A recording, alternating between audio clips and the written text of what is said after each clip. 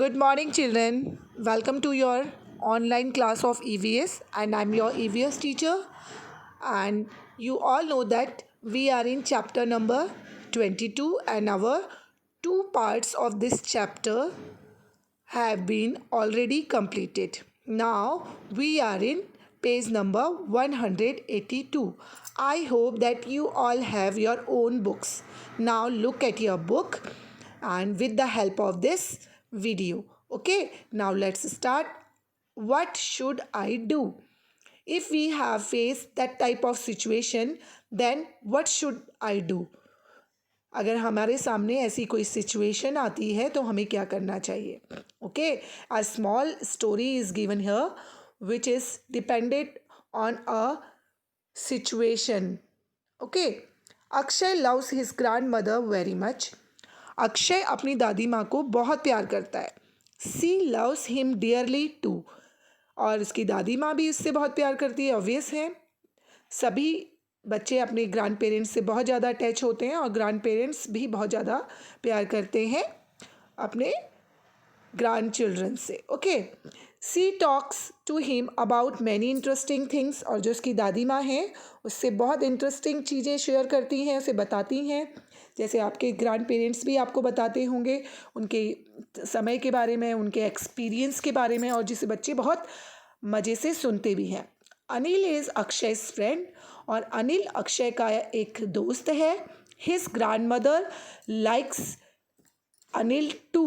But one thing that she tells Akshay again and again is that he should never eat or drink anything at Anil's house, not even a glass of water.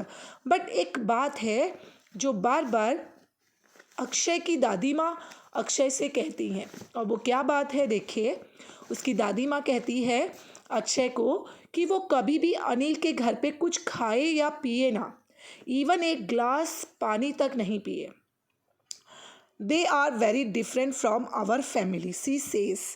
वो कहती हैं कि अनिल और उसकी family हमारी family से बिल्कुल अलग है. That means their culture and category as different from them, Akshay और उनकी फैमिली से. इसीलिए उसकी दादी माँ मना करती हैं. तो देखिए फिर क्या होता है आगे. One day there was a volleyball match in the big ground near Anil's house.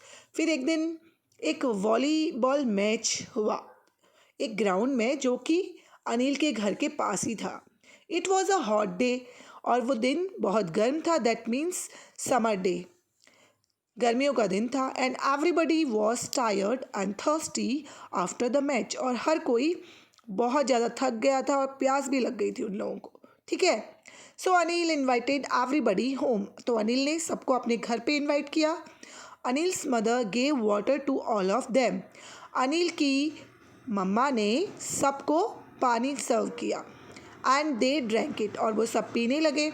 When Anil handed Akshay a glass of water, he suddenly remembered his grandmother's warning. But जैसे ही अनिल ने अक्षय को वाटर ऑफर किया तो उसे अपनी दादी माँ की बात याद आ गई. Akshay stared at Anil. और वो अनिल को देखते रहा, not knowing what to do. और उसे समझ में नहीं आ रहा था कि उसे क्या करना चाहिए. सो I think you all have understand what is going on this incident. इस इंसिडेंट से आपको क्या पता चल रहा है. देखिए, आपने भी कभी देखा होगा हमारी सोसाइटी में कुछ लोगों की ऐसी थॉट होते हैं या ऐसे विचार होते हैं कि वो कुछ स्पेसिफिक कैटेगरी के लोगों के से थोड़ा सा दूरी बना के रखते हैं. उनके हाथ से कुछ खाते नहीं, पीते नहीं. मोस्टली जो बड़े बूढ़े लोग होते हैं, और कोई कोई ज़रूरी नहीं है बड़े बूढ़े लोगों, ऐसी सोच किसी की भी हो सकती है, बट कुछ लोग इसे अभी तक मानते आ रहे हैं कि हमें इनके हाथ से कुछ खाना नहीं है या पीना नहीं है. तो ऐसे ही सोच किसकी थी? अक्षय की दादी माँ की थी. I hope that you all not satisfied with this thought. आप लोग सहमत नहीं होंगे, एग्री नहीं करेंगे इस सोच से, क्योंकि ये बिल्कुल भी सही नहीं है. बट अक्षय की दादी माँ इसको मानती हैं, इसीलिए उस पर डिपेंडेंट ये कुछ क्वेश्चंस हैं जो कि let's start. What do you think Akshay will do? आप क्या सोचते हैं अक्षय क्या करेगा? क्या करेगा बताइए। अब वो जैसे ही ग्लास लेके आया उसके माइंड में थॉट आ गया कि उसकी दादी ने क्या कहा था, तो आई थिंक अगर वो दादी के अकॉर्डिंग चलेगा तो वो नहीं पिएगा, और अगर वो अपने अकॉर्डिंग चलेगा, अपनी फ्रेंड्स के अकॉर्डिंग चलेगा तो वो पी लेगा। Why was Akshay confused? Why he was confused?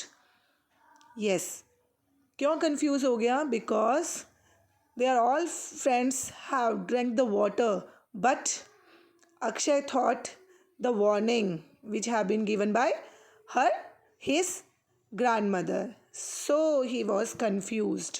Akshay इसलिए कन्फ्यूज हो गया क्योंकि उसके फ्रेंड तो सब पी रहे थे, बट उसे को क्या याद आ गया था? अपनी दादी माँ की वार्निंग।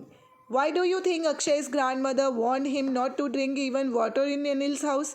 आप क्या सोचते हैं अक्षय की दादी माँ ने अनिल से क्यों कहा कि वो वहाँ एक ग्लास पानी भी ना पिए? Because his grandmother thought that their family was different from Akshay's family, so he warned him. Okay, क्योंकि दादी माँ सोचती थी कि उनकी जो फैमिली है अनिल की फैमिली से बिल्कुल अलग है। Do you know of anybody who thinks like Akshay's grandmother? क्या आप जानते हैं किसी ऐसे को जो कि अक्षय की दादी माँ की तरह सोचता हो? आपका कोई जानने वाला या आपके फैमिली में से कोई है जो कि सेम अक्षय की दादी माँ की जैसी थॉट रखता हो? तो आपको उसका नाम बताना है। Okay, do you agree with Akshay's grandmother?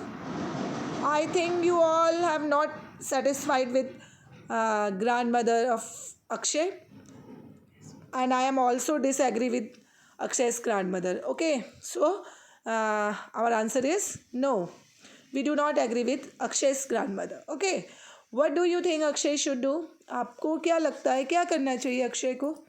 I think Akshay should drink the water. P लेना चाहिए उसे पानी। Okay.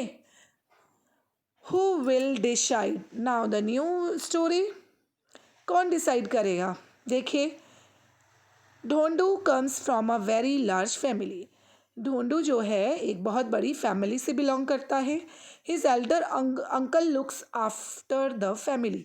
उसके जो बड़े अंकल हैं, आई थिंक जो नॉर्मल आप लोग ताऊ जी कहते हैं, वो सब पूरी फैमिली की टेक केयर करते हैं, देखभाल करते हैं। Their fields money matters at extra. उनके खेतों के बारे में, पैसे के लेन देन के बारे में सब वही करते हैं। He decides about all the small and big things for the family. और घर के छोटे और बड़े सारे डिसीजन भी वही लेते हैं। ऑब्वियसली ऐसा ही होता है, जो फैमिली का ज़्यादा रिस्पॉन्सिबल पर्सन होता है, सारी अथॉरिटीज़ उसी के हाथ में होती है। जैसे मोस्टली फादर होते हैं घर में या ग्रैंडफादर होते हैं जो सारी चीज़ों को संभालते हैं, तो सारी अथॉरिटीज़ उन्हीं के पास होती है। जस्ट लाइक दिस, ढोंडू के जो अंकल थे सब चीज़ें उन्हीं के हाथ में थी, क्योंकि वो सारे घर को संभालते थे और रिस्पॉन्सिबल पर्सन थे। Okay, Dhondu has always work in the field. और जो ढोंडू था वो हमेशा खेतों में काम करता था। But now he wants to do something different. लेकिन अब वो कुछ अलग करना चाहता था, कुछ different. He would like to borrow some money from a bank and buy a चक्की मशीन टू ग्राइंड ग्रेन्स। वो उसका मानना था या वो सोच रहा था कि वो एक पहले तो बैंक से लोन लेगा, पैसा लेगा, और उसके बाद एक चक्की लगाएगा अनाज पीसने के लिए। आप लोगों को सबको पता है कि चक्की में क्या होता है। चक्की में मोस्टली क्या होता है, अनाज ग्राइंड किया जाता है, जैसे गेहूँ, धान etcetera. Okay, there is no such machine in their village. उसका मानना था ऐसी कोई मशीन गाँव में नहीं है, तो उसका जो ये थॉट है या जो ये अप्लाई करना चाहता है बिजनेस, वो अच्छा चलेगा। Dhondu is confident that this new work will help him earn more money for his family. और ढोंडू का मानना था कि ये जो उसका नया जो इसने वर्क सोचा है, ये उसे बहुत मदद करेगा, वो अच्छा पैसा कमा लेगा अपनी फैमिली के लिए। Father has agreed to let him try the new work. उसके जो फादर थे वो तो सहमत हो गए थे उसके नए काम के लिए, but his elder uncle is not agreeing to this. लेकिन जो उसके बड़े ताऊ जी थे वो उसके इस काम से एग्री नहीं थे। तो अब आपसे पूछा जा रहा है कि ये जो डिसीजन था जो ढोंडू ले रहा है, क्या वो सही था? क्या उसको वो खुद से डिसीजन लेना चाहिए या उसे अंकल के अकॉर्डिंग जाना चाहिए? तो बताइए। ओके, तो that decision should be dependent on the situation पे डिपेंड करता है। अगर उसके अंकल सिचुएशन और उसके प्रॉफिट के बारे में अगर अच्छे से डीपली से जानते तो वो उसे मना नहीं करते। Okay, now the chapter is complete students, and we will discuss the question answers in the PDF which I have been uploaded with the video. Okay, have a nice day children.